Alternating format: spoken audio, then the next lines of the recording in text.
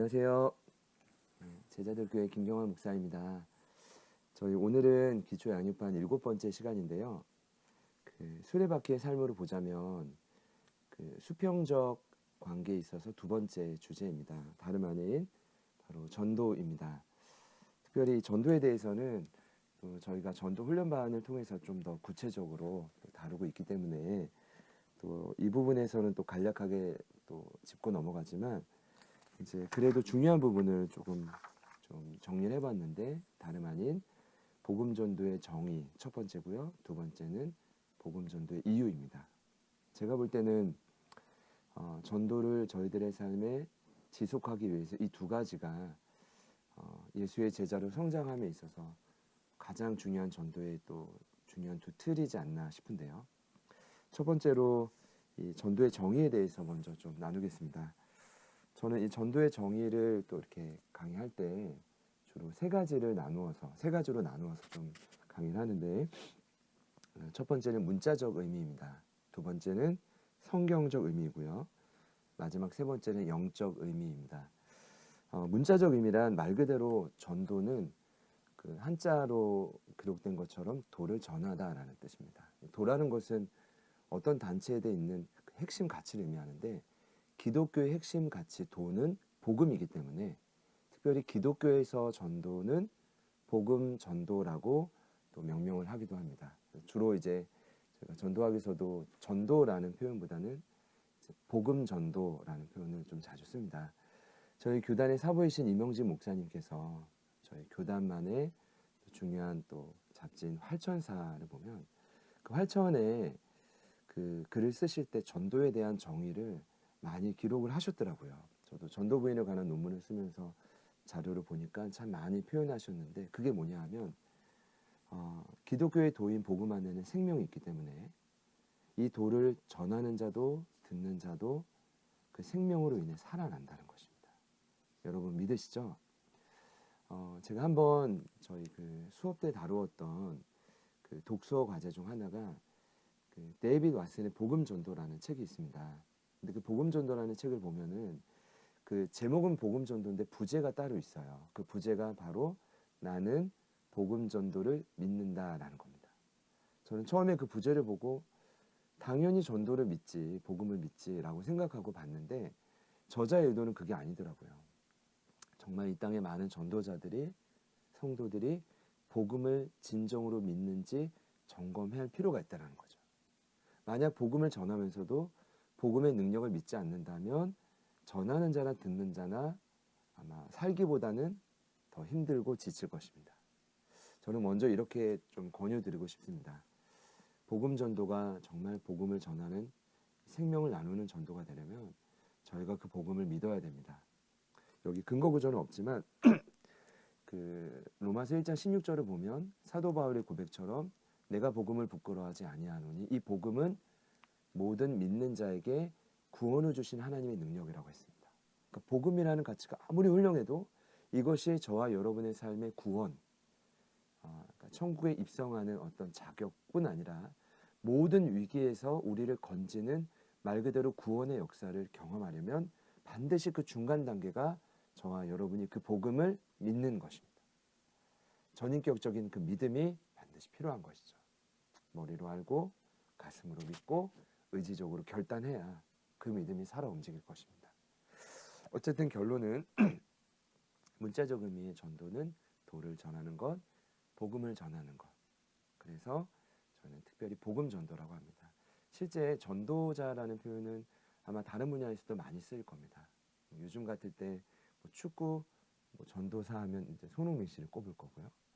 농구 전도사 하면 NBA 스테픈 커리나 아주 유명한 선수들이 많습니다. 그러니까 어떤 단체든 이제 그 핵심 가치를 전하는 대표적인 사람들이 있는데, 그렇기 때문에 기독교에서는 전도라는 용어를 복음을 붙여서 복음 전도라고 명명함을 또 기억해 주시면 좋겠습니다. 두 번째는 성경적 의미인데요. 여기서 말하는 성경적 의미의 전도는 예수님이 전한 기쁜 소식보다 이 부분은 저희가 나중에 제자훈련반의 마지막 단계인 하나님 나라 파트에서 다루게 됩니다. 예수님이 전한 복음은 하나님 나라 그 기쁜 소식이었거든요. 근데 주로 저희가 이번 파트에서 다루는 여기서 말하는 성경적 의미의 전도는 사도들이 전한 복음의 내용을 의미합니다. 바로 예수님의 십자가의 죽음과 부활의 사건을 의미하죠. 그런데 성경을 보면 특별히 이 전도를 의미하는 대표적인 세 단어가 있습니다. 바로 유앙겔리온, 그리고 케루소, 그리고 마르투레오 또는 마르티스입니다. 같이 한번 해보실까요? 유앙겔리온. 두 단어의 합성어죠. 유와 안겔리온의 합성어입니다. 뜻은요, good news입니다. 기쁜 소식도 되고 기쁜 소식을 전하다라는 뜻도 됩니다. 그런데 제가 이 세 단어, 복음 전도로 쓰여진 헬라어 세 단어를 봤을 때 공통점이 있습니다. 유앙겔리온, 케루소, 마르티스. 세 단어 모두 다 처음에는 복음 전도를 뜻하는 단어가 아니었다는 겁니다. 그 얼마나 예수님의 12제자와 1세기 증인들이 온 힘을 다해 복음을 전했으면 그 일반적인 단어가 복음 전도라는 단어로 바뀌었을까요? 유앙겔리온도 마찬가지입니다. 원래 이 단어는 어디에 쓰였냐면 당시에 전 세계 경찰을 자처했던 로마라는 국가에 그 로마 안에 황제의 자녀가, 특히 아들이 태어났을 때, 출산했을 때 그들은 유앙겔리온 외쳤다고 합니다. 두 번째는 황제가 로마 황제가 어떤 정책을 선포할 때도 우리의 정책을 고심 끝에 선포하니 이것이 너희들에게 기쁜 소식이 될 거다. 그런 의미로 유앙겔리온 외쳤대요. 마지막은 유명한 표현이죠. 전쟁에서 승리하고 돌아올 때 그 아군이 아니라 적군들의 모든 전리품을 빼앗아 오고 노예들을 끌어오면서 로마의 개선 장군과 군인들은 유앙겔리온을 외쳤다는 거예요. 이해되시나요? 근데 이 단어를 자세히 보면, 여러분 엄밀히 보면 그 유앙겔리온은 당시 2000년 전에 로마에게만 기쁜 소식이었습니다. 맞죠?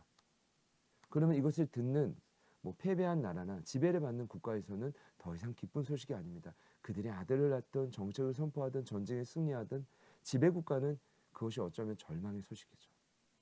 이렇게 보면 처음 유앙겔리온은 로마에게만 기쁜 소식이었지만 이제 유앙겔리온은 모두에게 기쁜 소식으로 바뀌어진 거죠. 이것이 바로 복음의 중요한 특성 중 하나인 보편성입니다. 여러분에게도 기쁜 소식은 저에게도 기뻐야 되고, 대한민국에도 기쁜 소식은 저 멀리 아르헨티나에도, 남미 땅에도 기쁜 소식이어야 됩니다. 자, 두 번째는 케루소인데요. 말 그대로 교재에 나와 있지만 선포하다라는 동사입니다. 외치다. 근데 왜 이 단어가 복음을 전하다라는 단어가 됐을까요? 쉽게 보면 제자들이 결정적인 순간 입을 열고 외쳤을 때 그 외치는 메시지가 날 위해 죽어주신 예수님의 십자가의 부활, 십자가의 죽음과 부활의 사건이었기 때문입니다. 저는 절박했을 거라고 생각합니다. 다시 오신다고 했던 예수님이 재림이 지연이 되고, 또 실은 당시에 기독교는 불법이었잖아요. 공인 이후에는 기독교가 유리한 종교였지만 당시에는 불법이었기 때문에 엄청난, 저희가 상상할 수 없는 박해와 조롱들이 그들에게 있었습니다. 그러니 숨어서 예배를 드릴 수밖에 없었지만, 그럼에도 불구하고 그들 안에 있는 예수님은 전부를 걸어서 생명을 주셨기 때문에 그 은혜와 생명이 너무나 컸기에 그들이 입을 열면, 선포만 하면, 호기심으로 그 간증을 나누기만 하면 예수의 역사를, 그 사건을 고백할 수밖에 없었던 것입니다. 이해가 되시죠? 마지막 세 번째는요, 마르티스, 증인이라는 단어입니다. 제가 이 단어를 한번 연구했던 적이 있는데 법적 용어잖아요. 증인은 법적 용어입니다. 근데 세 가지의 의미가 있더라고요. 첫 번째, 자신이 경험한 것으로 인해 주변에 관심을 받는 자. 자, 어디에 초점이 있냐면 경험과 관심에 초점이 있습니다. 경험을 하면 관심을 받습니다. 여러분, 증인의 조건입니다. 그 현장에 경험을 해야 되고, 그 경험 때문에 주변에서 그 경험을 말할 수 있도록 관심을 받게 되는 겁니다. 두 번째는 자신이 경험한 것을 말할 수 있고 말해야만 하는 책임이 따르는 자입니다. 자, 여기서의 핵심도 경험이고, 두 번째는 경험한 것을 말할 수 있고 말해야 되는 책임이 따른다는 겁니다. 자, 마지막 세 번째는 자신이 경험한 것을 말하지 않으면 위증죄에 걸리는 자.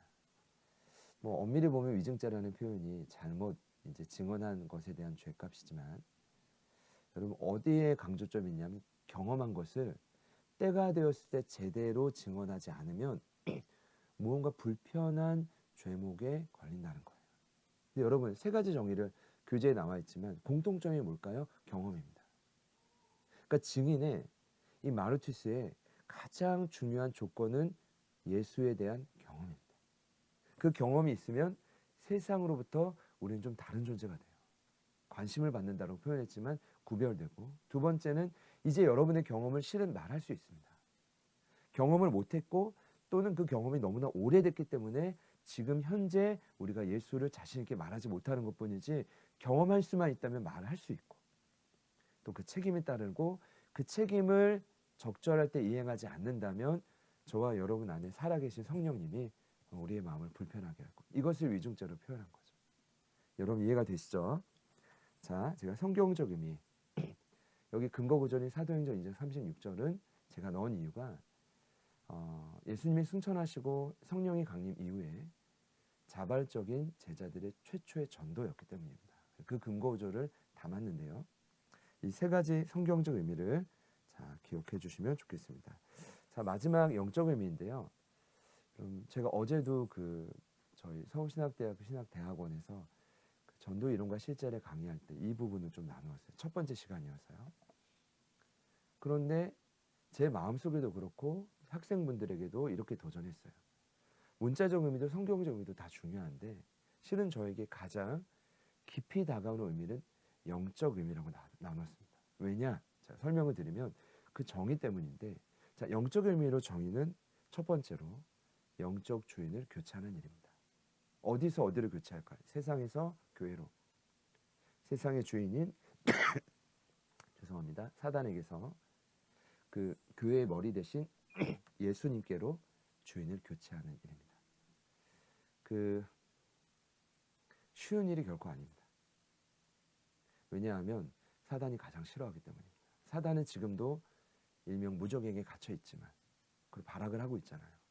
최후 심판 때까지 결코 믿는 자들을 또는 믿지 않는 방황하는 영혼들을 끊임없이 지옥으로 끌어가기 위해 노력하고 있습니다. 그래서 공격이 심한데 가장 싫어하는 게 본인의 영역을 빼앗기는 겁니다. 그러니 여러분, 영적 주인의 교체에서 나오는 또 다른 전도의 영적 의미가 있습니다. 다름 아닌 그건 여러분이 적어 주셔야 될 것 같은데요. 영적 전투의 최전방. 군대에 가도 최전방이 따로 있거든요. 최전방에는 가장 강력한 무기가 배치되어 있습니다. 여러분 아시죠? 그렇기 때문에 전도자에게는 쉽지 않지만 최전방이지만 하나님 가장 긴급하게 영적 무기와 힘을 공급하는 장소입니다. 그러니 여러분 전도 현장으로 나가십시오. 나가면 외치면 말하면 하나님이 힘을 주시고 그 다음 스텝을 걷게 하실 겁니다. 자, 두 번째 제가 적어놓은 또 중요한 의미는 전도는 영적 출산입니다. 자, 가로 안에 영적 신생아라고 했는데 여러분 이게 사실이에요. 예수를 이제 영접했다면, 구주로 이제 영접했다면 여러분 지금 막 응애하고 태어난 것입니다. 지금 이제 저희 함께 사역하시는 종모 목사님, 또 이용전 사님 가정, 중고등부 유치부를 담당하시는데 둘째가 태어난 지 오늘 저희 교육자 회의 때 여쭤보니까 정확히 45일 되셨다고 합니다. 45일. 근데 그 라윤이가 45일 됐는데 정말 요만합니다, 여러분. 아이가.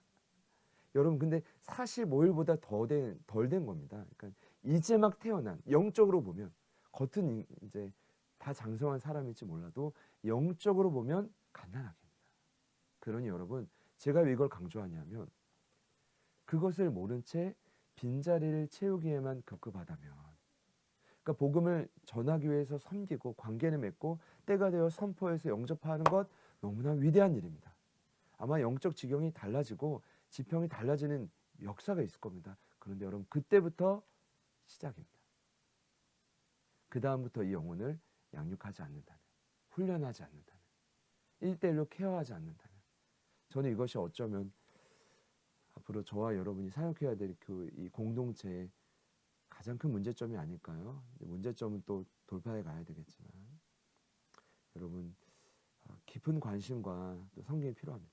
그렇지 않으면 어떤 부작용이 많이 일어나냐면 예수님을 믿었지만 정착하지 못하고 공동체를 떠도는 영적인 고아가 될 수 있다. 뭐 불가피하게 또 이렇게 하나님의 인도하심을 따라 그렇게 사역자로 설 수도 있고 하나님 쓰시는 경우도 있지만 거의 대다수는 정착을 못하여 떠나가면 그 가난한 성도로 또 힘든 시간을 보낼 수 있다고 생각합니다. 영적 고아 때로는 영적 사생아가 되는 이 일들을 저희가 막아야 되지 않을까요? 여러분 기억해 주시고 전도의 영적 의미를 안다면 전도가 정말 어떤 의미인지 저희가 정확히 적용할 수 있을 것 같습니다. 자, 복음 전도의 정의에 대해서 제가 이렇게 좀 간략히 소개하고요. 이제 중요한 건 이유입니다. 여러분 이유를 이해해야 또 이 이유가 성령 안에서 우리의 마음에 깊이 박혀야 저와 여러분이 지속적으로 전도할 수 있습니다.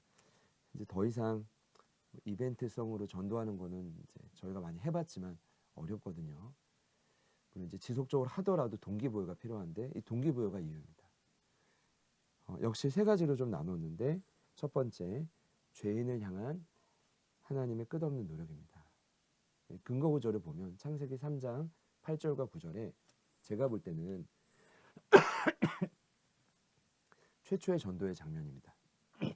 왜냐하면 최초의 죄인이 아담과 하와이고 그 아담과 하와를 찾아가기 위해 하늘의 영광을 버리고 직접 그날 바람이 불 때 찾아오신 분이 하나님이시기 때문입니다. 그때 하나님이 물었죠. 여기서 핵심 더 설명은 좀 어렵지만 하나님이 아담에게 내가 어디 있느냐. 하나님 몰라서 질문하셨을까요? 아시는데도 질문하신 겁니다. 이것을 의문부호에서는 전문용어로 발문이라고 합니다. 질문하는 자가 답을 모르는 게 아니라 정반대예요. 질문하는 자가 답을 알고 도리어 대답해야 될 아담과 하와가 답을 모르는 경우. 그들은 죄짓고 무언가 부끄러운 것을 가렸지만 그것이 생식기가 아니라고 생각합니다. 이미 그들은 벌거벗었지만 부끄러워하지 아니했다고 창세기 2장에 기록되어 있거든요. 그럼 그들이 무화과나무 잎으로 가리고 싶었던 곳은 어디였을까요? 죄가 아닐까요? 근데 인간의 죄는 그 잎 따위로는 가려지지 않았기 때문에 숨었지만 여전히 숨어서도 불편한 거죠.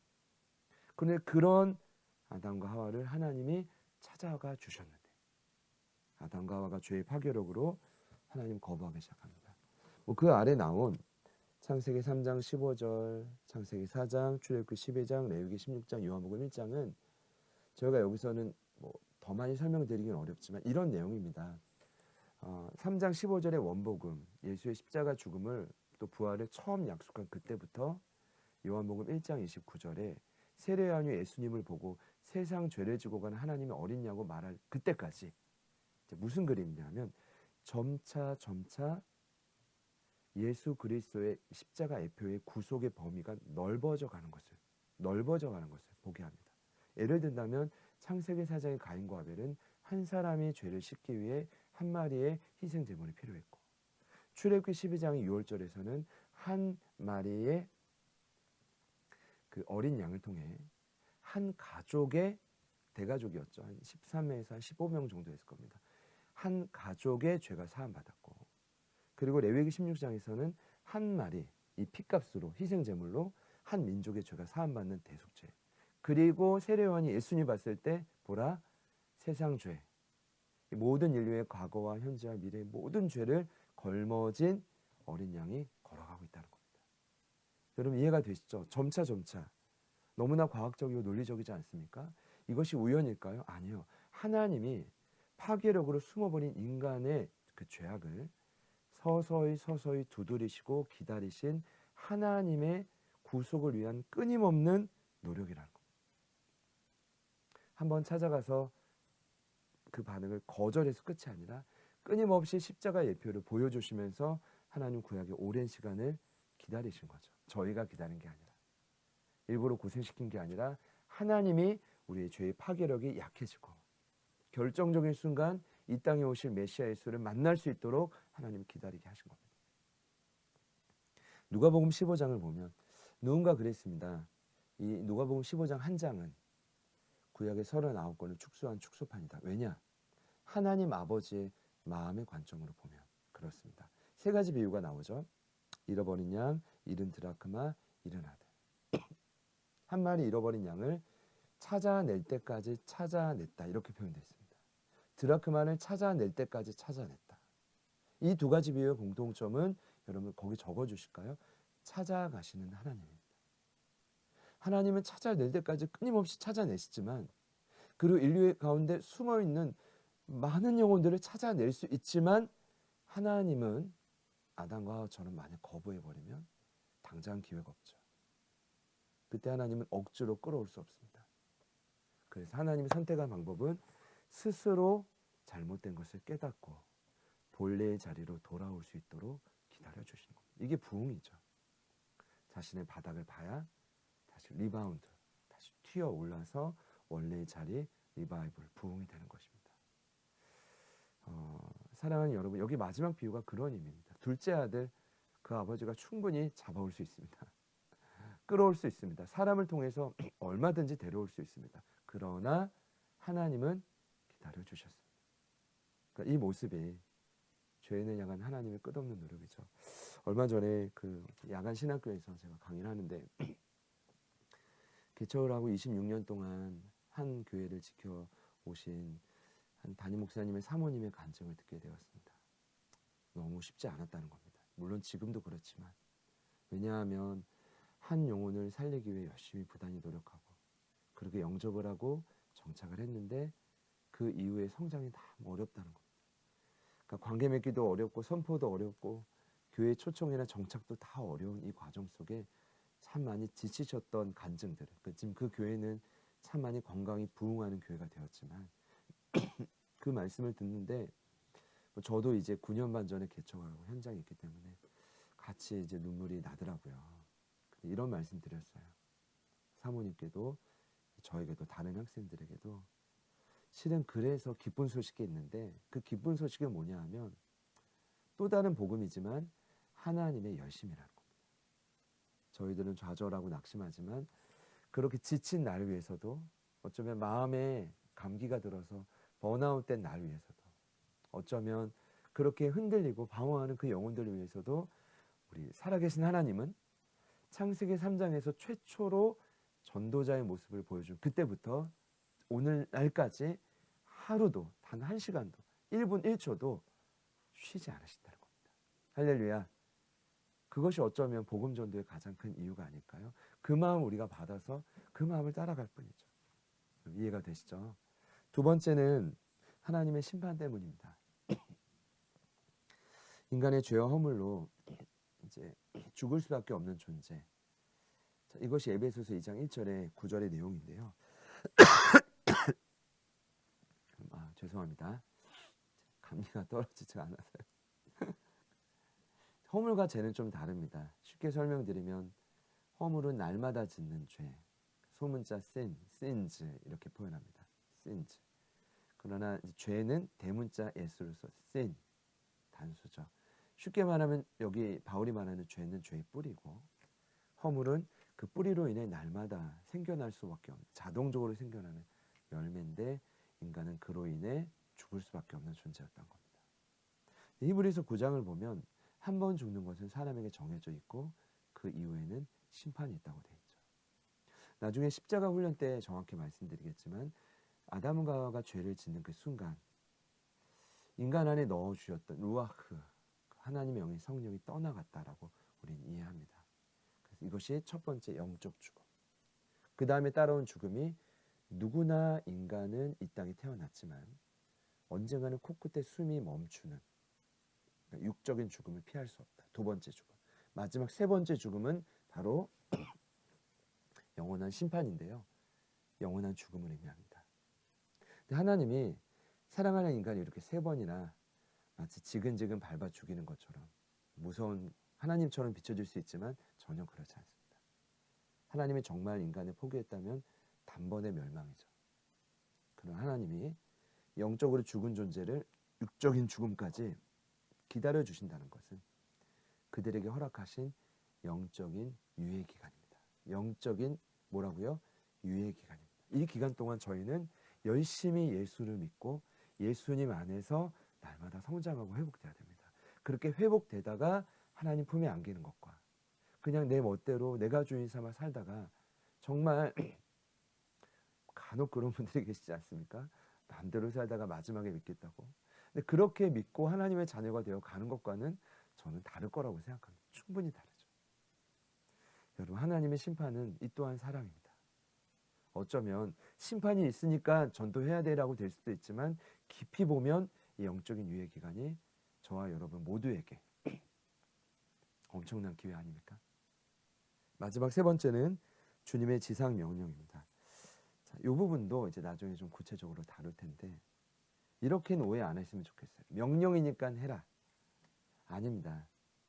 여러분, 예수님 부활하시고 40일 동안 이 땅에 계실 때 실은 왜 40일 있었을까요? 전 제자들 때문이라고 생각합니다. 예수님이 십자가 모진 고통으로 뭐 이제 뭐 점프하기가 승천하기가 뭐 네, 죄송합니다. 힘들어서 40일 동안 계신 게 아니라 40일 동안 제자들을 만나서 회복시키기 위함입니다. 그러니까 단호한 명령보다는 그들의 마음을 위로하고 평강을 빌어주고 그들에게 다시 한번 비전을 주기 위함이죠. 여러분 아시는 것처럼 40일 동안 제자들이 10번 이상 만나주셨습니다. 놀랍게도 10번의 만남 가운데 5번이 지상 명령이에요. 그러니까 마태복음 28장만 있는 게 아닌데 제가 드리고 싶은 말씀의 핵심은 간단합니다. The Great Commission의 첫 번째, 두 번째, 세 번째, 네 번째, 다섯 번째를 연구해 보니까 핵심 포인트가 있는데 이 근거 구절들은 과제로 다 이미 적어 오셨을 겁니다. 첫 번째 요한복음의 지상 명령 핵심은 도마가 그 자리에 없고 10명이 숨어 있을 때 예수님이 그 문을 뚫고 들어가서 부활의 몸으로 그들에게 주셨던 메시지가 있습니다. 혼을 낸 게 아니라 저 같으면 화를 낼 수 있어요. 호언장담하던 베드로 너부터 엎드려. 너는 10대 맞고 야곱은 5대, 뭐 요한은 뭐 나중에 뭐 이렇게 좀 돌아왔으니 3대, 뭐 이런 식으로 했을 텐데 그러지 않고 에이레네 이 평강을 2번이나 빌어주었습니다. 왜요? 일단 그들 안에 두려움이 사라지고 평안이 와야 그들의 발이 움직일 수 있기 때문입니다. 여러분, 전도는 일단 내 마음의 두려움이 사라져야 됩니다. 평안이 자리 잡아야 됩니다. 그래서 사도 바울이 전신갑주의 전도와 연관된 그 모든 게 다 전도와 연관되어 있지만 그 무기에 바로 신발의 이름이 평안의 신발입니다. 왜 그랬을까요? 평안하지 않으면, 무장되지 않으면 그 발이 움직일 수 없기 때문입니다. 첫 번째는 그래서 회복입니다. 회복을 위해 평안을 주셨고, 두 번째는 마가복음 16장 15절에 너희는 온 천하에 다니며 만민에게 복음을 전파하라. 여기서 핵심은 뭘까요? 마치 예수님이 제자들에게 처음 공식적인 메시지였던 산상수훈에서 그들에게 너희는 예루살렘의 소금과 빛이 아니라고 했습니다. 분명히 뭐라고 했죠? 이스라엘? 뭐 유다 땅? 아니면 로마? 아니요. 너희는 세상의 소금과 빛이라고 했습니다. 그때부터 예수님의 하나님의 계획은 저와 여러분을 통해 온 천하인 것입니다. 물론 저가 오늘 이 촬영을 인천 서구 당하동 이곳에서 하고 있지만 하나님이 저에게 맡기신 비전은 온 천하이고 열방입니다. 여러분도 마찬가지입니다. 출애굽기에 기록된 것처럼 그들이 출애굽하고 처음 하나님의 산 호렙에 이르렀을 때 하나님 모세를 통해 그들에게 주셨던 정체성은 내가 너희를 열방의 제사장 나라로 삼는 겁니다. 오합지졸에 가진 것도 없고 훈련되지도 않았지만 이제 막 구원받은 출애굽한 그들에게 하나님의 명령은 열방의 제사장입니다. 그런 거죠. 영영을 정합니다. 온 천하. 그럼 세 번째 명령의 핵심은 뭘까요? 그 유명한 그러므로 너희는 가서 모든 민족을 제자로 삼아 아버지와 아들과 성령의 이름으로 세례를 베풀고 모든 것을 가르쳐 지키게 하라. 동사가 4개 있는 것처럼 보입니다. 가서 세례 베풀고 가서 제자를 삼아 세례를 베풀고 가르쳐 지키게 하라. 그런데 여러분 놀랍게도 이 원문을 보면 동사는 하나밖에 없습니다. Make disciple. 제자를 삼으라. 그럼 나머지 3개는 분사로 이런 거죠. 가서 세례를 베풀고 가르쳐 지키게 하라. 영혼에게 찾아가서 섬기는 거죠. 그리고 결정적인 순간에 세례를 베푼다는 건 복음을 전하여 구원의 확신을 얻게 하고 그 다음 뭐예요? 영적 출산된 영혼을 그대로 내버려 두지 말고 가르쳐 지키게 한다는 건 양육과 훈련입니다.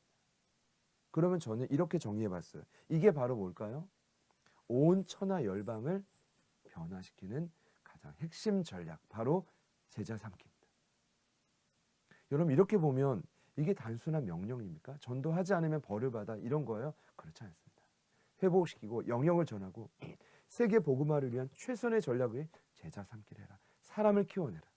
로버트 콜만 박사님의 주님의 전도교회 그런 책 아닙니까? 더 마스터 플랜 오브 이반젤리즘은 세계 복음화를 위한 완벽한 계획. 그 책의 원래 제목입니다. 근데 그 완벽한 계획의 핵심이 뭐냐? 돈이 아니고 훌륭한 건물이나 조직이 아니고 탁월한 환경이 아니라 준비된 한 사람 작은 예수를 만들라는 겁니다. 여러분 이것이 전략임을 여러분 기억하셔야 됩니다. 자, 그러면 이제 우린 현장에서 이 일을 해볼 때 지금도 이제 이 영상을 보신다면 한 영혼을 양육자로서 여러분이 세우기 위해 이 사실 고난에 동참하는 것 아니겠습니까? 근데 중요한 건 결코 만만치 않습니다.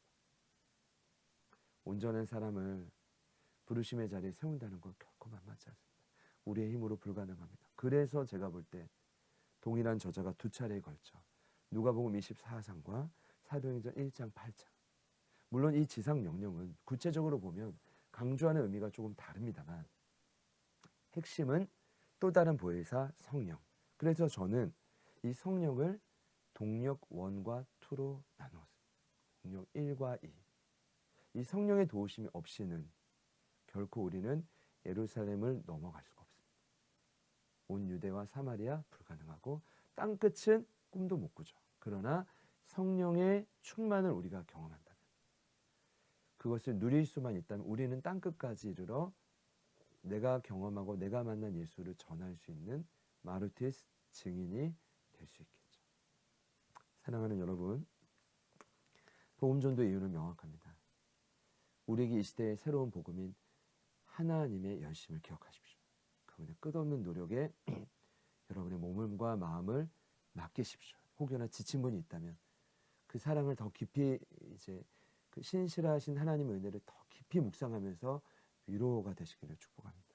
두 번째 이유는 심판 때문인데 이 또한 주님의 사랑이고 마지막 주님의 지상 명령 또한 우리를 전도자로 세우시는 구체적인 하나님의 계획입니다. 여러분 기억하시고 특별히 기초 양육반 과제는 늘 세 가지입니다. 근거 구절, 암기, 암송인데 이 전도 파트에만 한 가지 과제가 더 있어요. 그건 바로 전도 대상자 3명을 적어오는 것입니다.